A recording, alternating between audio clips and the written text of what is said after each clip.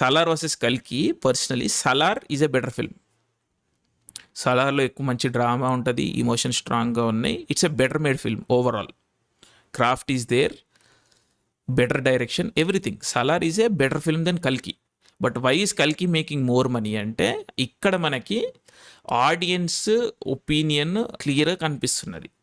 So సలార్లో ఏంటి, mass cinema, fight cinema. నేను మస్తు చూసిన, నాకొద్దు, నాకేదన్నా కొత్తగా ఉంటేనే వస్తాను నేను థియేటర్కి అని, ఫ్యామిలీ ఆడియన్స్ ఎస్పెషల్లీ.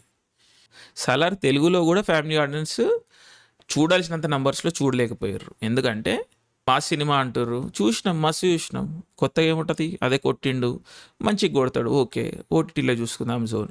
బట్ కల్కి ఏంటంటే విజువల్ స్పెక్టకల్, ఆ మహాభారతం ఎలిమెంట్ ఒకటి ఉన్నది, బట్ ఏదో కొత్త ప్రపంచాన్ని చూపిస్తున్నారంట.